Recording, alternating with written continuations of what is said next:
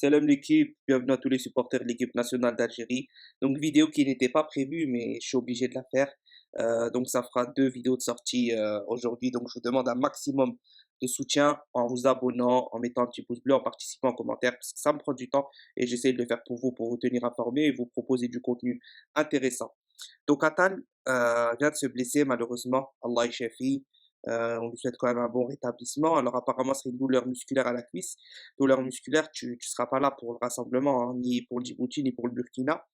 Bon, mis à part que c'est quand même assez bizarre, Delors enfin Nice qui fait un sale coup avec Delors, Boudaoui blessé, de Atal blessé, bon, on n'est pas trop superstitieux, etc. ou parano, mais quand même. Bref, passons.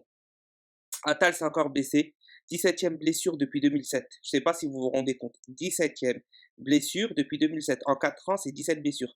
Ce qui est équivalent à peu près une moyenne de 4 blessures par an, donc une blessure tous les 3 mois. Si on fait une moyenne, il se blesse tous les 3 mois, sachant qu'il y a 9, il y a 9 mois de jeu dans l'année. Donc en gros, sur 9 mois, il se blesse tous les 2 mois et demi. Allez, à peu près. Vous vous rendez compte que c'est énorme. C'est énorme, énorme, énorme. Alors moi, je l'ai déjà dit plusieurs fois, j'étais pour qu'Atal ne revienne pas dans le groupe.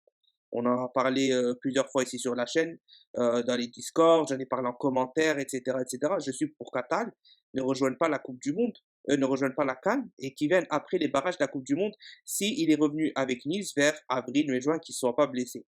Il vient à peine de faire un retour sur la précédente double confrontation et le prochain, il ne sera déjà plus là.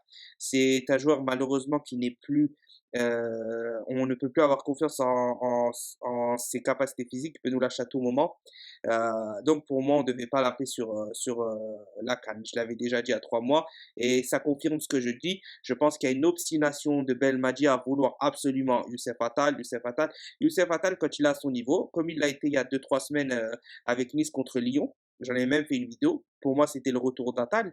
Le retour d'Atal, du niveau d'Atal. Mon esprit tout ce qu'il n'est pas claqué. Mais on parle pas, c'est le retour du physique d'Atal, etc. Comme avant, il se blessait pas. Il y a un problème qui est bien plus profond avec Atal. Maintenant, vous dire quoi exactement, je ne saurais pas. Voilà, on peut rentrer dans des choses un peu plus que sportifs, un peu de l'extra sportif, un peu du religieux, un peu du ci, un peu de ça. Mais bon, on va pas trop rentrer là-dedans. C'est pas le but. Maintenant, on fait quoi? Déjà, Belmadi il doit comprendre que il peut pas compter sur Atal malheureusement. Il peut pas compter sur Atal malheureusement. C'est triste à dire. Atal, au top de sa forme, il est exceptionnel mais il peut nous lâcher à tout moment. Et s'il nous lâche, nous relâche en CAN. Ça n'a pas suffi une fois. Ça n'a pas suffi une fois en 2019. On voit qu'on est toujours au même stade en 2021. Mais Belmadi insiste, insiste, insiste. Moi, je soutiens Belmadi à 100%. Même s'il perdait la CAN, même s'il ne se qualifierait pas en Coupe du Monde, je veux qu'il reste. Mais quand il a tort pour moi. Et sur ce point-là, il a tort. Les choses sont évidentes concernant Youssef Attal. Ce n'est pas une question de niveau et de potentiel, de niveau intrinsèque. C'est vraiment une question de forme physique. Maintenant, on a l'option Zedatka. Pourquoi ne pas appeler Zedatka? Il l'a plus ou moins dit en conférence de presse. La vidéo est disponible, vous pouvez la voir. Il a plus ou moins dit. C'est une question de certains points que Zedatka doit améliorer selon lui. Honnêtement, j'aurais bien aimé qu'il aille jusqu'au bout dans sa réflexion parce que je ne vois pas ce qu'il a amélioré de plus qu'un Ben Ayada, qu'un Zefan, qu'un Halaimia. Il faudrait vraiment que Belmadi nous explique ce point-là. Lui qui est très bon dans les explications, j'aurais aimé l'entendre et peut-être que j'aurais été d'accord avec lui. En attendant, on n'a pas eu d'explication. C'est juste qu'il le suit, que c'est plus ou moins un profil similaire à Attal, d'accord? Donc apparemment, Attal, c'est le numéro un de Belmadi dans son type de profil, d'accord? Attal n'est pas compétitif, n'est pas sûr physiquement. Maintenant, tu as ces dates tu souhaites quelqu'un qui est comme lui, dans son profil, d'accord? Il est meilleur passeur de Ligue 2 de la saison dernière. Et j'ai les stats avec moi de ce début de saison en Ligue 1. Et là, c'est très intéressant. On est en duel gagné à 67 duels gagnés pour... ça, c'est des stats qui datent de à peu près 10 jours, 2 semaines. 67 duels gagnés de la part de Zedatka. Qui est le premier? C'est Cabo, d'Angers, avec 77. D'accord? Ça, c'est le premier joueur de Ligue 1 qui gagne le plus de duels. Qui est le deuxième? C'est Bouffal. C'est Bouffal et Zedatka. Ils sont tous les deux à 67. Je ne sais pas si vous vous rendez compte, tellement Bouffal est monstrueux en 1 contre 1. Il a, Zedatka, autant de duels gagnés que Bouffal. Je crois qu'il y a beaucoup de gens qui ne se rendent pas compte de ce que ça veut dire pour un défenseur. Ça veut dire qu'il a une capacité à éliminer en 1 contre 1 qui est exceptionnelle. Soit une capacité à éliminer un contre un, soit une capacité à défendre, parce que le duel, c'est soit quand tu attaques, soit quand tu défends. Donc ça veut dire que là, ça montre clairement qu'il est quasi aussi bon offensivement que défensivement. Alors oui, il y a bien sûr toujours des choses à corriger, mais les statistiques là, ça ment pas.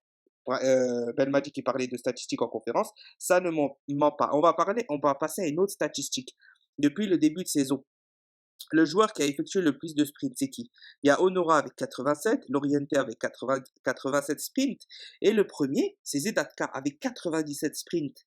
Est-ce que aussi vous vous rendez compte de la débauche d'énergie qu'il est capable de mettre dans une course, dans un effort, dans un repli défensif? C'est exceptionnel. Je vous dis honnêtement, c'est exceptionnel. Et je ne comprends pas. Et c'est incompréhensible. On a eu des explications, mais qui ne vont pas jusqu'au bout. Alors, Belmadi fait ce qu'il veut, il fait ses choix, on le soutiendra jusqu'au bout, mais il a tort pour moi sur ce point-là. Je maintiens ce que j'ai dit. Je suis pas quelqu'un qui va dire quand Belmadi que tout ce que Belmadi fait est magique et qu'il n'a aucun tort. Alors, il peut avoir des torts et gagner une canne. Il peut n'avoir aucun tort et perdre une canne. Ce n'est pas un barème, un barème défini qui va te dire, voilà, si tu n'as aucun tort, tu gagnes canne. Tu peux avoir 10 torts et gagner la canne quand même. Parce que tu peux te louper sur 3 paramètres et gagner une canne. Et tu peux te louper sur aucun paramètre, mais simplement tu as perdu parce que tu as perdu. Parce que l'adversaire était plus fort, parce qu'il y a un truc qui t'a échappé ou ça ou ça. Mais sur ce point-là, moi, je suis sûr et certain que Belmadi a tort sur ce point-là. Il est en train de faire la même chose qu'avec Guedjura, tester, tester, tester jusqu'à ses limites et jusqu'à ce que ce ne soit plus possible. Le carton rouge que Guedjura avait pris à la fin contre la Tunisie au bout de 5 minutes de carton jaune, il s'est dit là, ce n'est plus possible, je ne pourrai plus justifier la venue de Guedjura, donc je suis obligé de le désélectionner. Il a incité à partir en Angleterre pour le faire venir.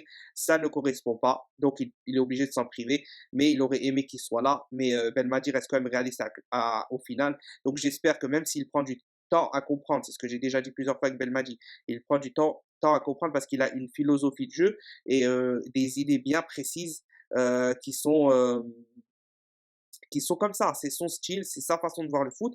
Et ça, moi, je respecte les gens qui se battent pour leurs idées, etc.